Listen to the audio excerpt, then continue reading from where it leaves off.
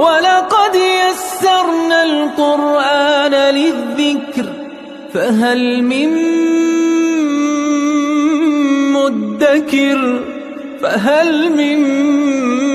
مُّدَّكِرٍ اعوذ باللہ من الشیطان الرجیم بسم اللہ الرحمن الرحیم الحمد للہ رب العالمین وصلی اللہ علی سیدنا و نبینا ابی القاسم المصطفى محمد وعلى آلہ الطیبین الطاہرین المعصومین اما بعد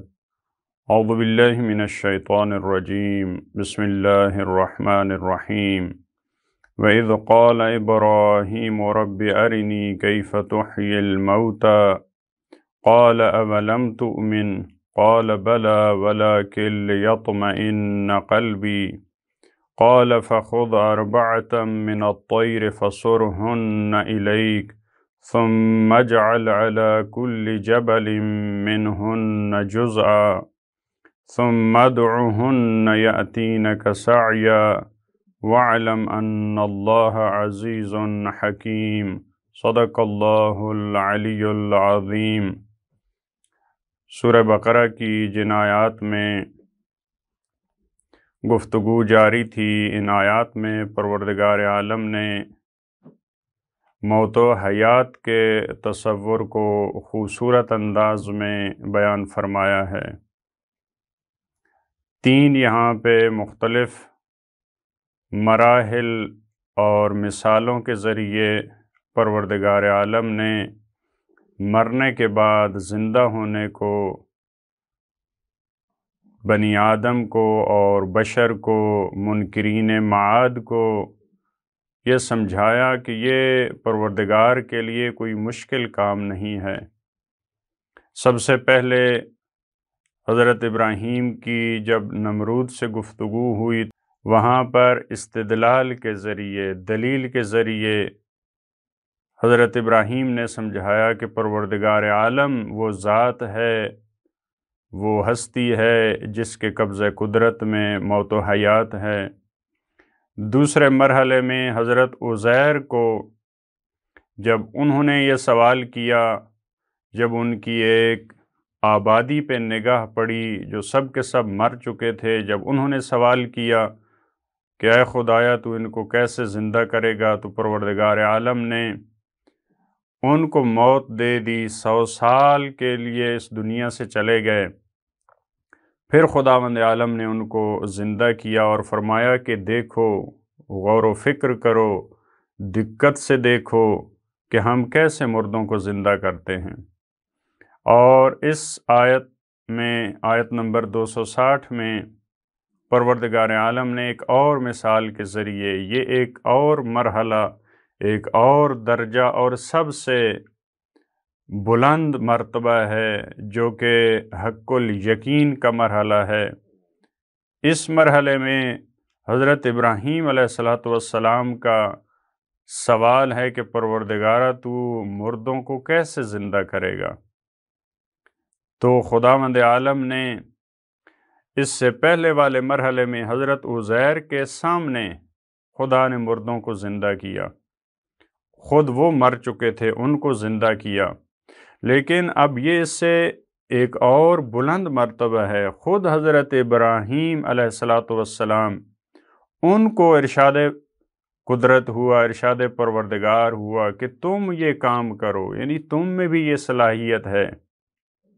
تم جب عبد خدا بن جاؤ، جب تم خلیل خدا بن جاؤ، تو تم میں بھی یہ صلاحیت آ سکتی ہے کہ تم بھی مردوں کو زندہ کر سکتے ہو، جیسا کہ انبیاء نے یہ کام کیا ہے، اولیاء خدا نے یہ کام کیا ہے۔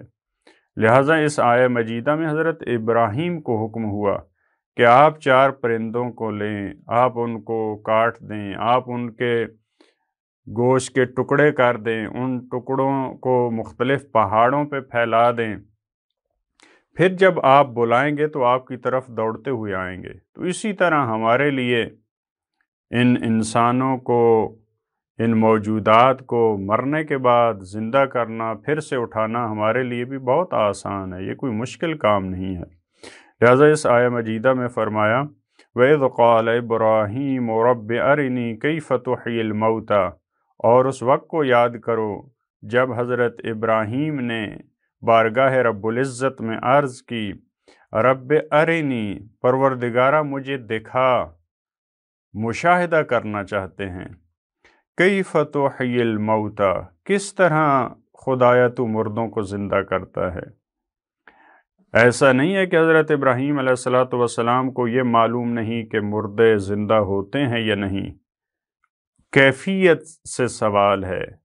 کس طرح سے زندہ ہوتے ہیں۔ یہ معلوم ہے کہ مردے زندہ ہوتے ہیں کیونکہ خود استدلال کر چکے ہیں۔ نمرود سے جب مقابلہ ہوا تو وہاں پہ حضرت ابراہیم علیہ السلام نے یہ فرمایا تھا کہ میرا رب ہے جو حیات اور ممات کا مالک ہے۔ لہذا اس درخواست کا مطلب یہ نہیں ہے کہ حضرت ابراہیم کو اس میں شک تھا، بلکہ کیفیت کو جاننا چاہتے تھے۔ جب کیف سے سوال ہوتا ہے عربی زبان میں تو کیفیت سے سوال ہوتا ہے کہ کس طرح یہ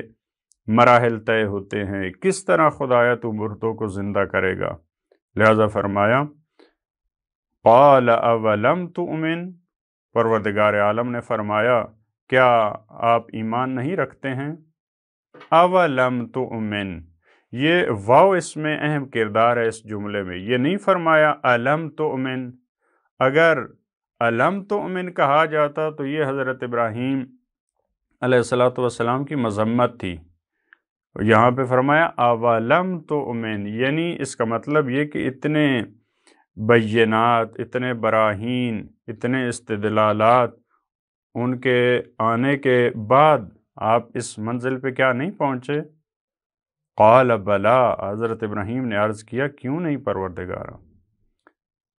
میرا ایمان ہے، میرا عقیدہ ہے، وَلَٰكِن لِيَطْمَئِنَّ قَلْبِي، لیکن میں اپنے قلب کے اطمینان کی منزل پہ پہنچنا چاہتا ہوں، یعنی اطمینان قلب کی منزل، جو اس سے اگلا مرحلہ ہے۔ استدلال کے ذریعے جانتے ہیں لیکن اب یہ دیکھنا چاہتے ہیں،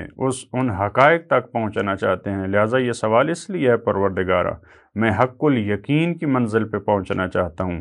علم الیقین کی منزل پہ ہوں، علم ہے مجھے، لیکن حق الیقین کی منزل پہ پہنچنا چاہ رہا ہوں۔ قال فخذ اربعۃ من الطیر، پروردگار عالم نے فرمایا فخذ اربعۃ من الطیر، آپ 4 پرندوں کو لیجئے، فصرہن الیک، فصرہن اس کا ایک معنی ہوتا ہے ان کو اپنے ساتھ مانوس کرنا، ایک معنی ہوتا ہے ان کے ٹکڑے کرنا۔ فصرہن الیک تو آیت کے سیاق و سباق سے اور جو اس کا مجموعی ایک مفہوم ہے اس سے یہ سمجھ آتی ہے کہ یہاں پہ کیونکہ بعد والا جو جملہ ہے اس سے بھی معلوم ہوگا کہ یہاں پہ ٹکڑے کرنا مراد ہے، لیکن فصرہن الیک یعنی ان کو مانوس کریں اپنے ساتھ اور اس کے بعد ان کے ٹکڑے کریں، یعنی پہلے وہ آپ کے ساتھ مانوس ہو جائیں، کیونکہ آپ نے جب ان کے ٹکڑے کرنے ہیں، جب آپ نے پہاڑوں پہ ڈالنا ہے، آپ سے مانوس ہوں گے تب آپ بلائیں گے تو وہ فوری آپ کی طرف آئیں گے، کیونکہ آپ نے ان کو اپنے ساتھ مانوس کیا ہے، آپ ان کے مالک ہیں، آپ نے ان کو محبت دی ہے، پیار دیا ہے۔ جیسے عام حالات میں بھی اس طرح سے ہوتا ہے کہ بعض پرندے وہ انسانوں کے ساتھ مانوس ہوتے ہیں اور وہ جہاں جاتے ہیں وہ ان کے ساتھ چلتے ہیں، تو ان کے آپ ٹکڑے کریں، پھر ثم اجعل علی کل جبل منہن جزءا، پھر آپ قرار دیں، ڈال دیں ہر ایک پہاڑ پر ان میں سے ایک جز کو، علی کل جبل یعنی ایک ہی پہاڑ پہ آپ نے ان ٹکڑوں کو نہیں پھینکنا تاکہ استدلال اور قوی ہو، ان میں دوری بھی ہو، فزیکلی طور پہ بھی وہ آپ ایک ٹکڑا دوسرے سے دور ہو، لہٰذا ہر پہاڑ پر آپ قرار دیں ان میں سے ایک جز کو، ثم ادعوہن، پھر آپ ان کو پکاریں، پھر آپ ان کو بلائیں۔ البتہ انبیاء علیہ السلام کا مردوں کو جیسے حضرت عیسیٰ کے بارے میں ہے زندہ کرنا، وہ اذن پروردگار سے ہوتا ہے، خداوند عالم نے جو ان کو طاقت دی ہے۔ پھر آپ ان کو بلائیے، یأتینک، وہ آپ کے پاس آئیں گے، سعیا، دوڑتے ہوئے، یعنی جب آپ پروردگار نے جو آپ کو طاقت دی ہے اس کے ذریعے آپ ان کو بلائیں گے تو وہ آپ کی طرف آئیں گے اور آپ دیکھیں گے کہ کیسے ہم مردوں کو زندہ کرتے ہیں۔ وَاعْلَمْ أَنَّ اللَّهَ عَزِيزٌ حَكِيمٌ، اور آپ جانیے کہ پروردگار عالم وہ عزیز بھی ہے اور حکیم بھی ہے۔ عزیز ہے یعنی اس کو کوئی شکست نہیں دے سکتا، وہ غالب ہے، اور حکیم ہے، وہ حکمت والا ہے۔ جتنے اس کے امور ہیں، جتنے اس کے احکامات ہیں، وہ حکمت سے خالی نہیں ہیں۔ وہ اس طرح سے جو آپ کو حکم دے رہا ہے، اس میں بھی ایک حکمت ہے، اس پہ کوئی غالب نہیں آ سکتا۔ وہ خود بھی اگر مردوں کو زندہ کرنا چاہے تو کوئی اس میں رکاوٹ نہیں ڈال سکتا۔ اگر وہ کسی فرد کو، کسی ولی خدا کو اگر یہ طاقت دے تو وہ بھی اذن پروردگار کے ساتھ یہ کام کر سکتا ہے۔ تو یہ اس آیت میں ایک بہترین پیغام ہے کہ انسان بھی جب بندگی پروردگار کے بلند ترین مقامات پہ، عالی ترین مقامات پہ پہنچ جاتا ہے تو پھر انسان میں بھی یہ طاقت آ جاتی ہے، پھر ولی خدا میں یہ طاقت آ جاتی ہے کہ وہ بھی اتنے بڑے کام، کیونکہ وہ پھر اس میں پروردگار اور اسماء پروردگار کی تجلی ہوتا ہے۔ پھر خداوند عالم جو کام کرتا ہے، جو اس کے افعال ہیں، وہ انسان میں آہستہ آہستہ طاقت آنا شروع ہو جاتی ہے کہ وہ انسان بھی پھر پروردگار عالم کے صفات کا مظہر بن کر وہ کام کرنا شروع کر دیتا ہے۔